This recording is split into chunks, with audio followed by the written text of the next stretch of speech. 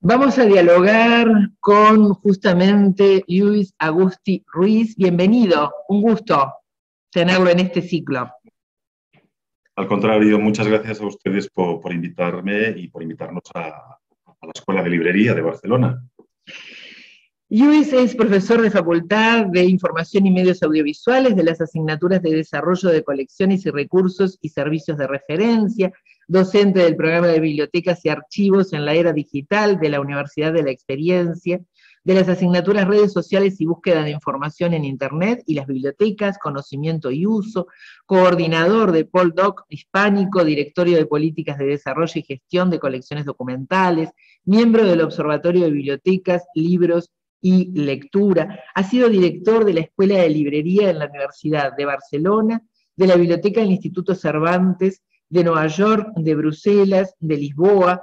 Tiene en su haber además lector de la Universidad de Nueva de Lisboa, profesor en la Sociedad de Lengua Portuguesa de Lisboa, y bueno, una serie de publicaciones.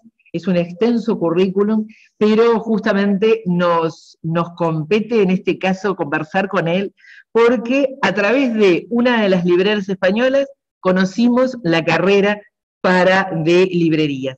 Pero además, aparte de eso, queremos conversar con Luis por varios aspectos que tienen que ver no solamente con la librería, que tienen que ver con las librerías, las bibliotecas, las colecciones bibliotecarias, la lectura y la prescripción.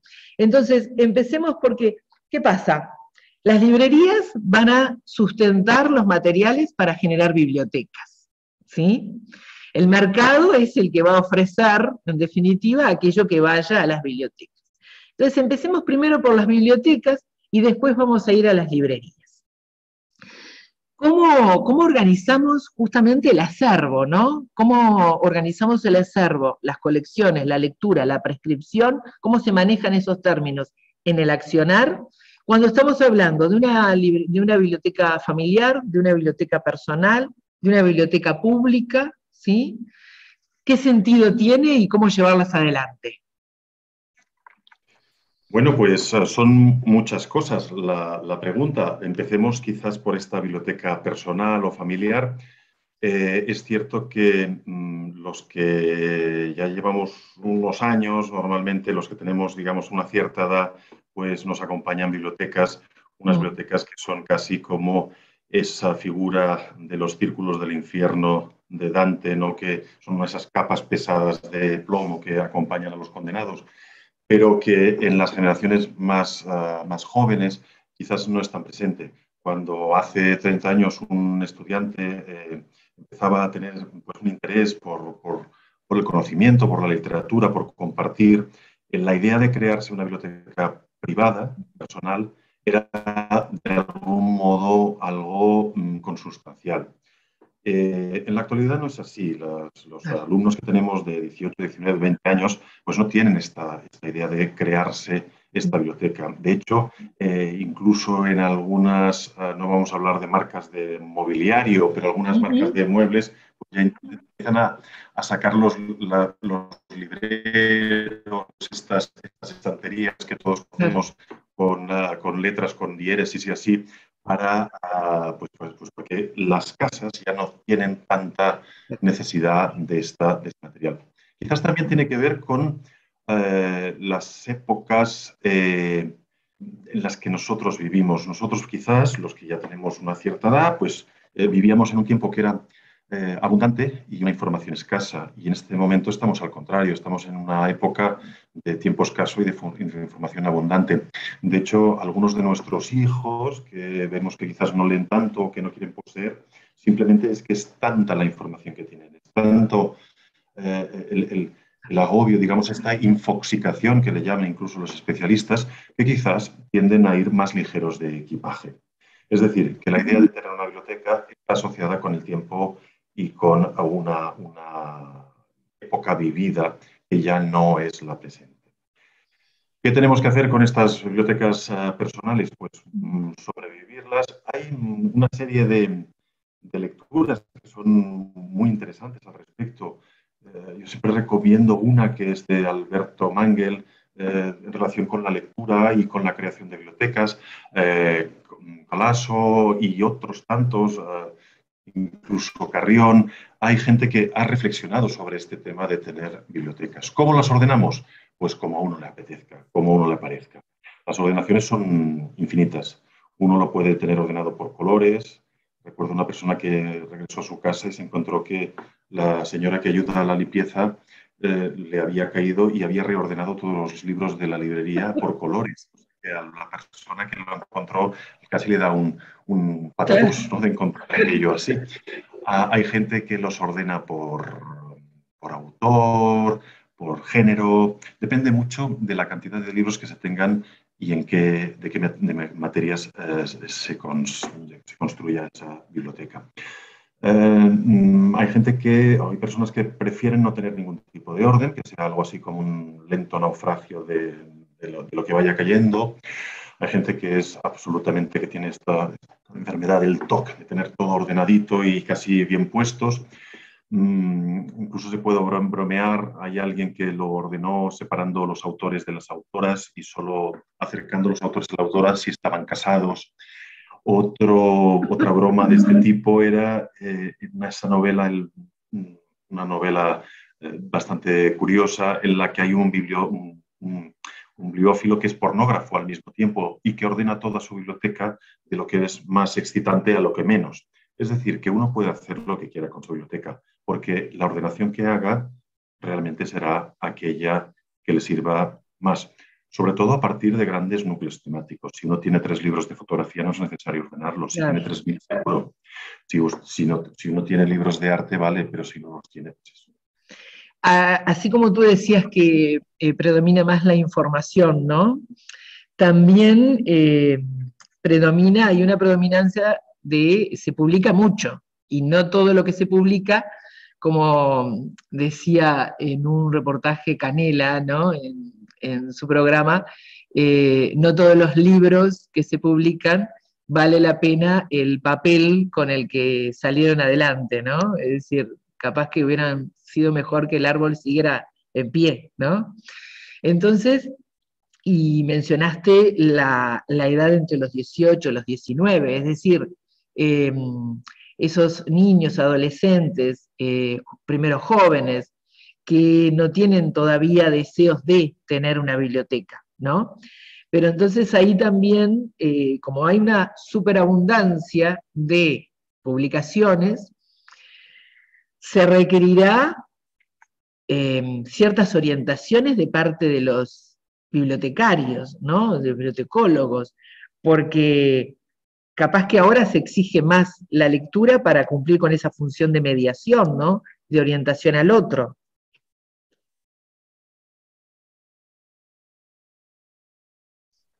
Sí, sin duda. Realmente se publican, como decía aquel autor mexicano, los demasiados libros, ¿no? En un país con una publicación importante, como es la de España, se publican en los momentos ahora que estamos un poco saliendo de crisis, etcétera, cerca de 90.000 libros al año. Y en un país como la Gran Bretaña se publica un libro por minuto.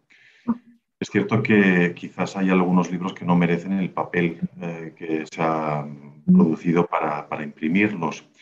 Y había ese famoso traductor del portugués al español, Basilio Losada, que decía que el 11º mandamiento era no publicarás libros en vano, es decir, no se tenían que... Una de las visitas que hacemos con en este caso con los libreros, sobre todo, es una visita a una distribuidora. Las distribuidoras son un eslabón desconocido en el mundo del libro, frecuentemente, incluso por los grandes consumidores del libro. Es aquella empresa que se sitúa entre lo que sería el editor y la librería, es decir, para poder logísticamente hacer más económica la llegada de los libros producidos por editoriales a las librerías. La visita a estas naves industriales en las que se encuentran más de 1 millón, 2 millones, 3 millones de libros, es casi un ejercicio de no sé si de realismo, de humildad o es un choque emocional que sufren algunos de los libreros o futuros libreros que formamos en la Universidad de Barcelona. Estos depósitos, que son pisos y pisos y pisos con palets y palets y palets con miles y miles y miles de libros, producen un sentimiento de poca importancia de lo que podamos explicar porque ya todo se ha dicho, todo se ha publicado. Es cierto que también podríamos hacer en una relación como esta, recurrir a aquella tablilla de arcilla que se encontró en Mesopotamia que decía algo así, dice, ¿para qué seguir escribiendo si ya todo está escrito? Cuando aún no se habían escrito pues, todas las grandes obras que nosotros conocemos de la literatura, por lo menos occidental, que es la que conocemos, ¿no? Es difícil qué publicar y qué no publicar. Y delante de esto, precisamente, es lo que apuntabas, es la necesidad de ayudar. Pero ayudar a escoger, a seleccionar, porque el tiempo es corto, es decir, nuestras vidas son cortas. Una persona en una edad, pues, una vida razonable, puede leerse en su vida unas 3.000 obras. Un lector potente puede llegar a las 8, las 9.000, las 10.000, pero normalmente los que estamos en una vida más o menos razonable de trabajo y de dedicación a nuestras ocupaciones de familiares o lo que sea, pues podemos leer poco. Y entonces cada libro malo leído es un libro perdido y ahí quizás vale la pena. Pero claro está, el descubrimiento de uno a veces no sirve para nada. Y en esto la indicación de una buena lectura, pues el descubrimiento personal también algo valioso. Es decir, que entre la recomendación o la prescripción, un término que a mi entender es mal usado, es un poco difícil. Es hasta qué punto dejamos que la gente se equivoque sola o le acompañamos. Pues yo creo que solo debemos acompañar a aquellos que lo soliciten, porque si no, ¿para qué? Claro. Hay un artículo tuyo que se titula ¿Siguen teniendo sentido las bibliotecas públicas? Y yo ahora te lo paso como pregunta. ¿Siguen teniendo sentido las bibliotecas públicas? Y si la respuesta es afirmativa, ¿qué características tendría que tener en el momento actual una biblioteca pública para que tenga sentido y para que se le pueda dar esa orientación al que lo solicite en el marco de tantos libros? En la actualidad uno podría pensar que todo está en Internet. Es decir, que todo el mundo, teniendo una pequeña o una buena conexión a Internet, no tendría necesidad de una biblioteca. Es verdad que el título de esta publicación, de este artículo en concreto, es más una provocación, claro, una provocación a la reflexión. Las bibliotecas públicas aparecen sobre todo en una época muy antigua, no es del siglo XIX solo. Podemos pensar que las primeras bibliotecas que aparecen, tanto las del Oriente Fértil como de Egipto, son bibliotecas que intentan detentar el poder, es decir, guardar la información para poder actuar de un modo ejercer el poder de un modo casi oculto. Pero las primeras bibliotecas que vemos ya en Grecia o en Roma ya son bibliotecas que lo que pretenden es levantar, digamos, el nivel de la sociocultural de la población. Y sobre todo llegando a nuestra época, que es el siglo XIX, el siglo XX, en el que las bibliotecas públicas, más o menos en nuestros países, empiezan a aparecer como algo que da entrada y primera acogida a una población que quizás en sus casas no disponen de esos materiales. En el momento actual en el que la gente casi se saca los libros de encima, quizás esto parece un contrasentido o no tan necesario, pero la biblioteca pública en una época no tan reciente, podríamos decir que es del siglo XX, era un lugar de construcción de la democracia. ¿Cómo? Pues compartiendo materiales que de otro modo quizás no podían ser accesibles, que es importante que se puedan acudir, y porque esas poblaciones que por razones socioeconómicas no podían disponer de una biblioteca en su casa, pues pudieran acudir. Es difícil para una persona que ha tenido toda su vida una biblioteca en casa, sus papás o sus abuelos tenían biblioteca y no tenían necesidad, eso no se entiende lo que es biblioteca pública, o se parece un decorado o una pretensión casi progresista sin sentido. Una persona con un melómana quizás no se puede montar una ópera en su casa y por eso acude a una ópera pública, es decir, a un palacio de la ópera en el que todos podamos participar. Cuando uno tiene una buena biblioteca en casa, quizás lo ve más difícil o menos interesante o lo pone en duda. Las bibliotecas en la actualidad ya no son el único canal, ya no son el único medio. A partir de nuestros teléfonos móviles, de nuestros celulares, accedemos a una enorme cantidad que supera en muchos esos 3.000 libros que nos podríamos leer en una vida. Sí que tienen sentido las bibliotecas públicas, o yo las sigo teniendo, entiendo que sigo teniendo, tiene sentido no en una voluntad casi corporativista de mantener unos puestos de trabajo de bibliotecarios, sino de compartir. Es famoso el recurso a lo que se llama el tercer espacio en el mundo de la filosofía, que es aquel espacio que no es ni nuestros lugares de trabajo, ni nuestras familias o nuestros hogares, y ese es el lugar donde compartimos. La lectura quizás ya no es necesaria, la commodity que dicen los ingleses, que es en inglés el libro físico, quizás uno ya tiene menos necesidad, y el espacio de la lectura es más el espacio de compartir esas lecturas a través de construcción de comunidad, a través de compartir, a través de federación, a través de incluso en sociedades con mucho movimiento como son las nuestras, de federar también los nuevos conciudadanos, es decir, nosotros recibimos miles de personas de la emigración y nosotros mismos somos emigrantes, y estas personas es un lugar donde se pueden sentir también acogidas, invitadas y bienvenidas. Si tú vas a una biblioteca de Estados Unidos o incluso aquí en España o en Francia, encontrarás incluso alguna parte de esa colección que será especialmente dedicada a personas que acaban de llegar, que quizás no tienen el catalán, el castellano, el inglés como lengua vehicular y tienen sus propias lenguas. Uno no deja de ser una persona adulta y con capacidad de opinión porque aparezca en un espacio en el que esa lengua, que es la dominante, pues no se maneja. Y eso yo creo que es una manera de invitar a nuestros nuevos vecinos. Y para descubrirnos a ellos y nosotros a ellos. Es decir, es una riqueza mutua. Socializar la lectura es importante. Y es algo bastante más femenino que masculino. Los clubes de lectura están poblados por mujeres, casi todas. El club de lectura masculino es más el bar donde se comparte la lectura del periódico que habla de fútbol, ¿no? Pero yo creo que también es una invitación a la socialización de la lectura, que es algo que es positivo, no por el hecho de la palabra que tenga cierto poder, sino por lo que sea de positivo, de descubrimiento del otro, de invitación al otro. Pero no sé si me estoy enrollando, como decimos aquí. Yo lo quería unir ahora con el otro aspecto, ¿no? Acá no hay una red de bibliotecas escolares.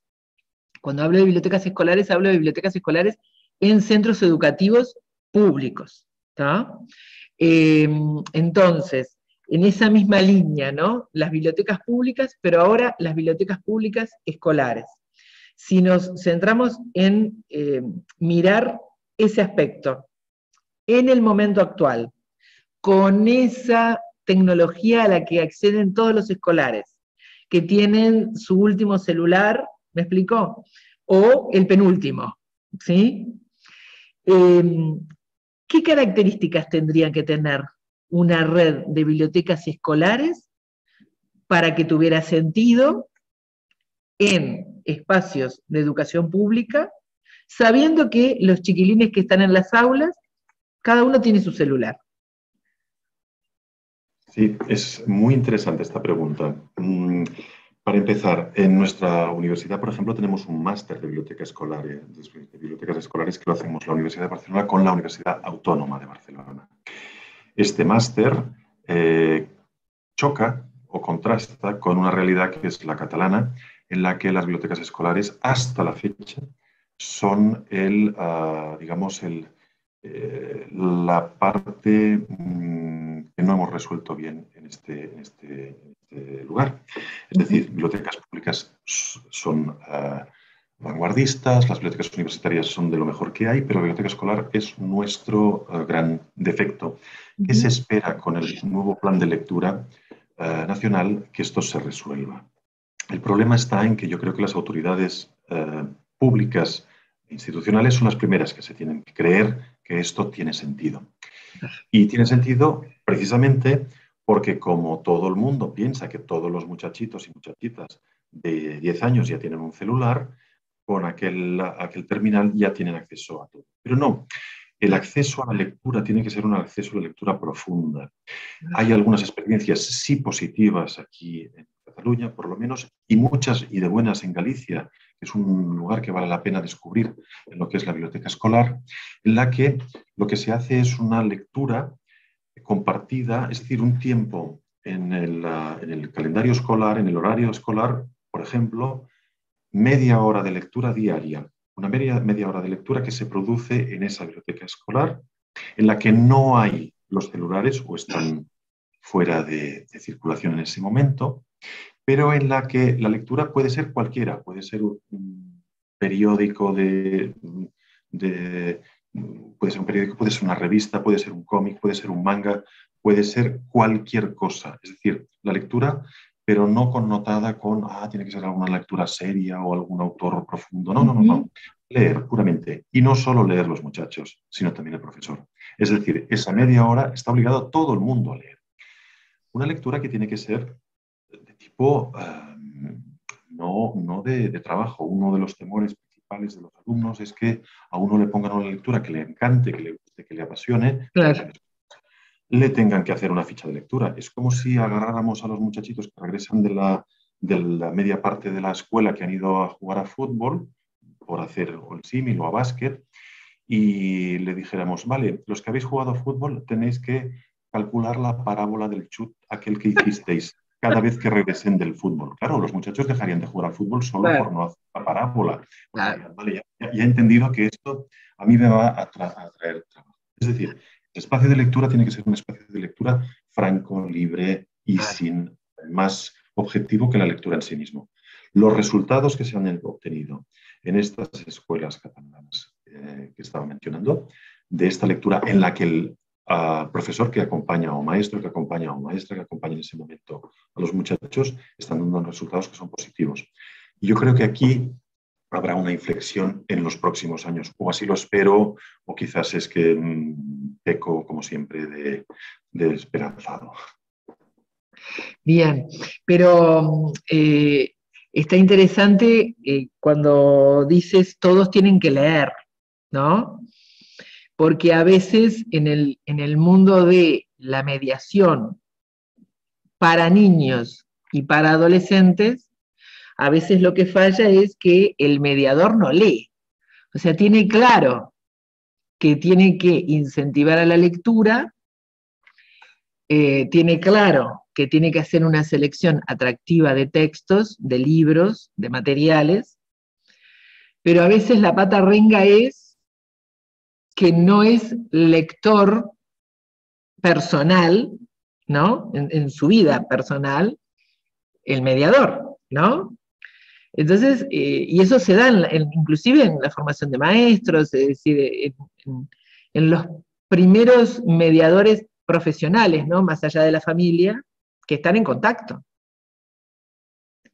Es absolutamente exacto esto. A veces hay algunos que te dicen, no, recuerdo una maestra que me decía, muchas veces me vienen papás o mamás diciendo, es que mi hijo no lee.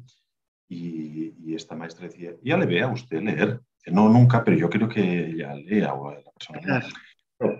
Esto es muy difícil. Además es difícil, yo creo que podríamos coincidir tú y yo con que quizás tenemos hijos así en edades adolescentes o jóvenes, que a veces gente que leemos o que nos gusta leer y de golpe nos damos cuenta que nuestros hijos no leen. Es decir, expuestos al virus de la lectura, ni siempre funciona. Es decir, podemos desear, imaginar, pretender que eres una cosa positiva y sin duda lo creo, porque porque incluso te ayuda a comprenderte a ti mismo, a entender el mundo, a tomar un poco más de distancia, incluso a vivir vidas que nunca vivirás, porque las vivirás vicariamente a través de un texto, a entender aquello donde te aprieta el zapato y por qué, cuáles son tus pequeñas miserias incluso, es decir, para poner un poco es decir, no para ser mejores,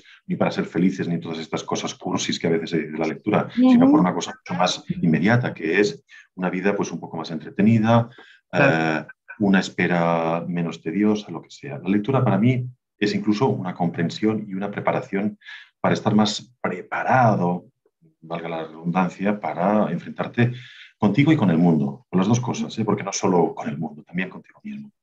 Pero claro, transmitir, favorecer que otros lean, pues no siempre funciona. Y esto es así.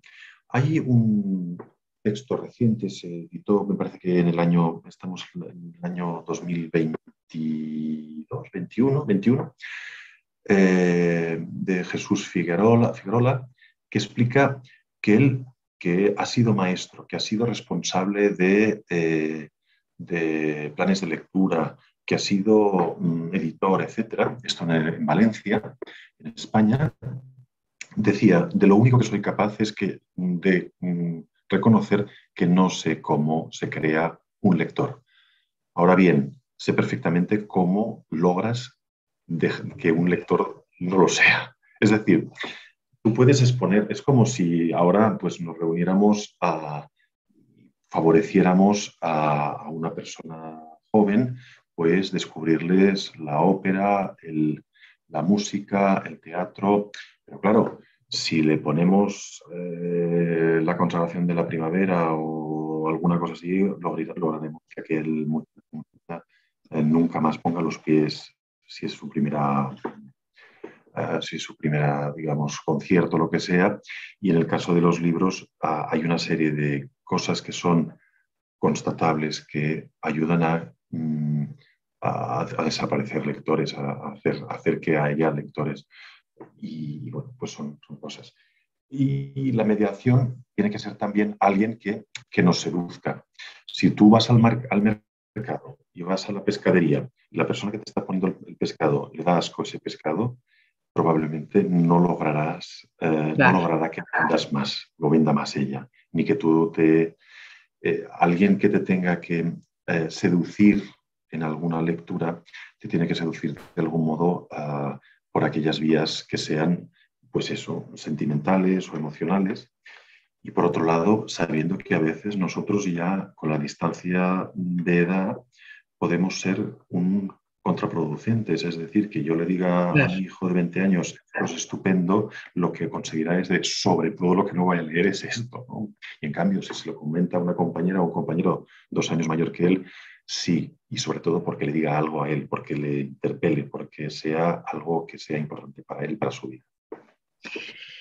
Ya para el final de este tramo, ¿no? Hay un artículo que yo mencionaba al comienzo, que se tituló, de tu autoría, por favor, que los libros no distraigan, ¿no? Entonces, en este marco en el que otras cosas pueden distraer, ¿no? En este marco en el que hay tanto publicado, ¿cómo o qué recomendarle al mediador de lectura? Porque también se va a ver tentado por el mercado y todas las formas de seducción que tiene el mercado para los mediadores, ¿no? Entonces, el mercado no solamente edita, sino que también organiza cómo llegar a quienes van a hacer la selección de materiales. Entonces, ¿cuáles serían los tips o algunas recomendaciones para que esos mediadores en una biblioteca escolar o en una biblioteca pública organicen una selección que termine no distrayendo, no sacando del eje ni a ellos como mediadores, ni a los niños o adolescentes mediados? No sé si estaré a la altura de la pregunta, que es muy interesante, pero que yo no sé si seré capaz. Lo intento organizar de la siguiente manera. El mercado. El mercado es el que es.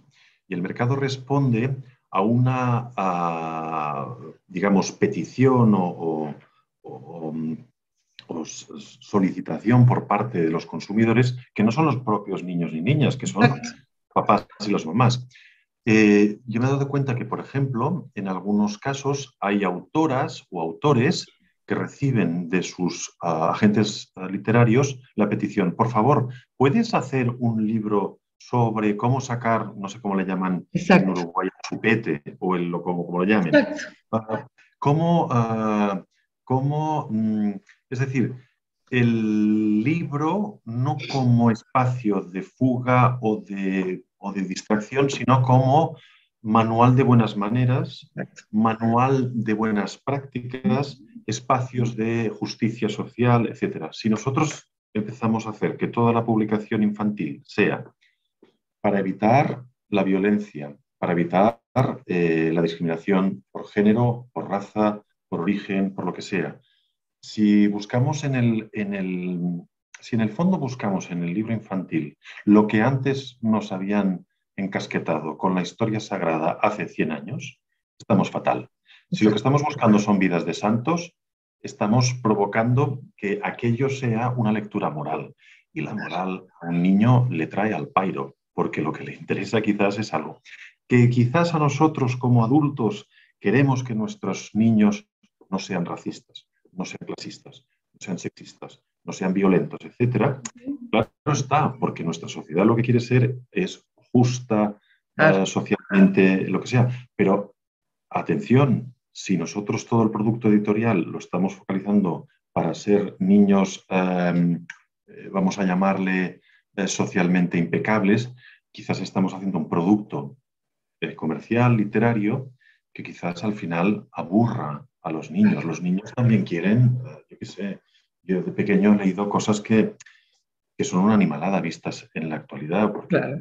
si agarras alguna lectura del siglo XIX, XX, etcétera, si le pasa el cepillo de la historia y de lo políticamente correcto, ¿qué pasa? Toda la producción actual, la que estamos produciendo en este siglo XXI, tiene una tendencia a lo que sería esta incitación a la moralidad, esta incitación a la exempla que decían o lo que sea en el mundo latino. Si el mediador ya tiene un producto que está de algún modo balanceado hacia ese lado de lo que es muy probable que haya muchachitos y muchachitas que a los 13 años digan, oiga, menudas palizas me están pegando con esto de lo políticamente correcto. Yo lo que quiero es barbaridades, yo lo que quiero es... Sí, sí. Y el niño y la niña ya verá. Es como ahora lo de las nuevas ediciones de Tom Sawyer o de Huckleberry Finn, pues suavizadas, en las que desaparecen pues, los elementos que son terribles, ¿no? El esclavismo y animaladas de estas. Si nosotros no somos capaces precisamente de hacer lo que hacían los cuentos clásicos, que era ver la brutalidad de Exacto. la Caperucita Roja, que en el fondo es una niña adolescente que tiene que andar con cuidado con los lobos que andamos por el mundo, pues si le sacamos eso, estamos produciendo una literatura, y yo creo que sin interés para el disfrute de la lectura en sí misma, y después el mediador, pues claro, tiene esta limitación. ¿Qué podemos hacer? El mediador tiene que hacer lo que pueda y yo no soy capaz de darle algún tip así. Yo creo que lo único que puede hacer es poner en funcionamiento eh, diríamos, ese algoritmo previo de Amazon o de YouTube, porque sea que te pone en contacto con aquello que si te ha interesado esto, quizás te interesará esto. Con lo que tú haces una relación. A mí me ha apasionado esto y lo que decías tú en el principio, si tú como mediador no te gusta lo que lees, difícilmente vas a poder... y el niño es pequeño pero no tonto, ¿eh? Exacto. Es decir, Se da cuenta no, no, enseguida. si se dan cuenta, Lo palpa. palpan enseguida y eso, claro, no. Es como si intentáramos poner en relación una pareja de amigos que creemos que los dos están bueno, que están solos y que pensamos, vamos a ver si podemos favorecer el ambiente, la comida, el marco, el tiempo, el espacio. Podemos favorecer todo, pero después, si sale bien, bien, y si no, ¿qué le vamos a hacer? Exacto. Ahora, cuando tú estabas planteando este tema, ¿no? De esta manera, yo pensaba, se está corriendo el riesgo también de generar una generación muy tabulada, ¿no? Y a su vez también, cuando le restamos esas experiencias frente a la dureza, frente a la crueldad, es una generación que puede llegar a ser muy débil, muy cristal, ¿no? Que a la primer frustración o a la primer cambio de vuelta en su vida, si no tiene colchones de sostén emocional externos y no propios, se va a pique. Entonces es una ciudadanía, ¿no? Por ende, que va a formar parte de países, ¿no? De sociedades, que en lugar de apuntar a la madurez, estamos apuntando a prolongar una adolescencia compleja, ¿no? Entonces... Sí, no sé si te refieres incluso a la fragilización hecha o fruto de la incapacidad de la frustración. Claro, exacto, ¿no? De Sí. no tolerar la frustración. No, es horroroso esto, ¿eh? Y a su vez, queremos ahorrar. claro, queremos ahorrar, pero va a tener consecuencias más graves. Sí, sí, sí. Esto es una muy buen apunte, porque claro, nosotros como padres o como mediadores o como enseñantes o como personas adultas, queremos a todo trance evitar el mal trago de una criatura o de un Sí. muchachito, de una muchachita. Pero hay una parte que yo creo que es como aquel cuento oriental en el que el príncipe le van administrando un veneno en pequeñas dosis para que después sea capaz de soportar el envenenamiento cuando sea mayor. Nosotros, al evitar estos pequeños tragos o malos tragos de frustración que repartidos en dosis mínimas a lo largo de la formación de una persona, estamos quizás provocando lo que tú afirmabas como personalidades cristalinas, en el sentido de cristal, ¿De cristal? rompibles, de lo que sea. Es difícil y yo creo que la lectura puede acompañar a esto, Claro. en el sentido que yo había referido al principio, que la Claro. lectura te sirve para a ti mismo como individuo e incluso como un individuo ya mayorcito que peina canas. Es decir, que no eres una persona que acabas de salir del nido, que no quieres lo que Ah, estás incluso en el primer enfrente de responsabilidad de una gente que depende de ti, claro. pero en cambio también tienes esa fragilidad. Hay un poema muy hermoso, me parece que de Ángel González, que dice que cuando él va al bosque de la mano de su hija no tiene miedo, pero cuando va él solo, pues tiene miedo, ¿no? Totalmente. Y dice, bueno, pues tendría que tener mucho más miedo con la hija porque realmente es mucho más peligroso estar con ella y ahí eso. Claro. En fin, esta situación yo creo que sobrepasa lo que sería la lectura Sí. para hablar de construcción del ser, de construcción de la personalidad y de la construcción de la fragilidad de esta personalidad, que es cierto que estamos haciendo a veces seres extremadamente frágiles. ¿Por qué? Porque nuestra voluntad de proteger produce seres desprotegidos, porque la voluntad de regar los olivos centenarios, pues produce que en un momento de crisis de agua, pues se mueren porque no estaban preparados para esto. Sí, sí, es así. Ha sido un gusto dialogar contigo en este primer tramo sobre bibliotecas, selección y lectura. Muchas gracias, Luis. Muchísimas gracias a ti, muchas gracias por tus preguntas, todas muy interesantes, y que da pena que no tenga respuesta a muchas. No tenemos respuesta, esto es como Cortázar en El Perseguidor. Exacto. Perfeccionamos la pregunta. Exacto, exacto. Muchísimas gracias.